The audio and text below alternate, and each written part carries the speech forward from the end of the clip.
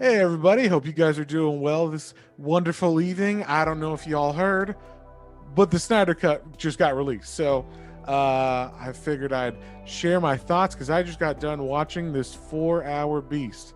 And while it was a beast, it was a lovely beast, god damn it. It was it was everything I could have wanted in a Justice League movie by Zack Snyder. We'll say it like that.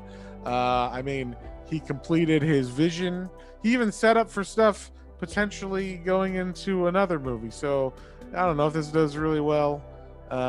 Maybe he'll get to make a sequel for some reason. I don't think they'll do that, but it's possible. Weirder things have happened. So, but right away, I'll just say this is a spoiler-free review. I'm not going to give any big details or anything. I'm a fan of the other Zack Snyder movies. I like the Superman movies. I like the Batman vs Superman movie a lot, and also I'm a big DC Comics fan. So, I mean, you would know that. I think most of the books we read are DC on for the podcast in general. I mean, we don't try to do that, but I just want to read more DC books sometimes. So, and then, this movie was. It couldn't be as bad as the theatrical cut was. So, I mean, I had high hopes, and it pretty much met everything I wanted.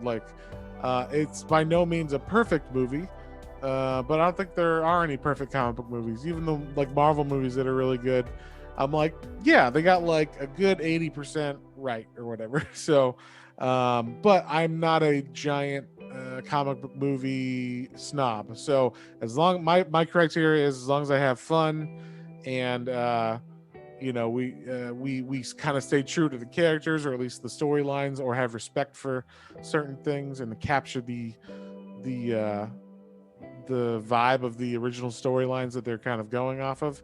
I'm down with it. I'll take this journey with you, director. So I felt like Zack Snyder's Justice League did that, and this was really, really interesting to see, especially thinking back. You see the same scene, but it's filmed a different way, shot a different way, scenes added that weren't in before, or for example, Cyborg has a whole storyline in this. In the other one, I was like, why is he here? He's in here for two things and he doesn't say hardly anything. And now I understand why Ray Fisher was so pissed off, because he had this awesome storyline and they cut him out. Now, I don't know why they did that. I guess they figured, who cares about Cyborg or something? But that's not cool. If you filmed the whole movie and you were like, I'm going to be a big star in this movie, and then it turns out you got 2 lines and maybe a couple action scenes. Other than that, you're out of the movie. I'd be pissed too. So, I felt like everything was touched upon that needed to get touched upon to make the theatrical cut better. So it explains a lot more. We have a more fleshed out version of who is Steppenwolf, the bad guy. Why is he here? What are the mother boxes? Things like that. The important things, why do we care about him getting these things? I know it says that it's bad, but can you show us or tell us or give us something to for us to understand as the audience why this is bad? I mean, and then how he gets Batman goes around collecting the heroes to start a team. Well, that's more fleshed out too, and we get to see more Barry Allen stuff and more Aquaman stuff. So it's just this is what you would thought it was going to be when you went to go see a Justice League movie, instead of these guys quickly getting together, fighting another fight, and then they win, yay. There was no story in the other one. In this one, there's emotional beats. Now, I mean, this movie is 4 hours long, and it takes its time in some spots to really soak it in, we'll say. And that's fine.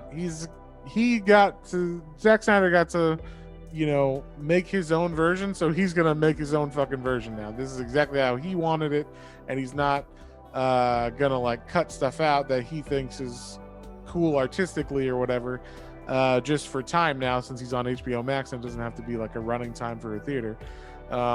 So yes, certain things could have been shortened a little bit, but I'm not really stressing about that too much. I mean, there's cool Nick Cave songs in this too, which was interesting. I mean, you never hear Nick Cave in movies, so that was very cool. But if you don't know who Nick Cave is, check him out. But yeah, so this is, I can't really say too much more, but this is the spoiler-free review, and then I think later on in the week, John is going to watch it, and then we'll do maybe a spoiler review there. And you'll get our full thoughts. We'll nerd out about certain scenes probably, or maybe he hates it and we'll argue. I don't know. We'll figure it out.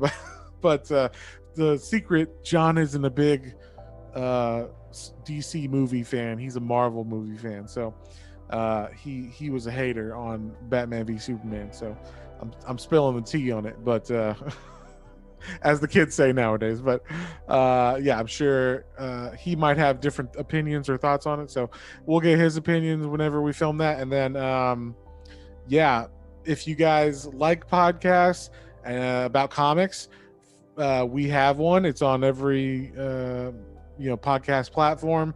It's Planes, Trains, and Comic Books podcast, where me and John sit. We pick a book every week and we discuss a storyline from a series or a limited series or whatever we want to do. So and then also, if you guys want to comment and tell me what you guys thought about the Snyder Cut, or what you want to see in the Snyder Cut if you haven't watched it yet, or if you just hate the Snyder Cut BS. So let me know. Let me know what you guys think.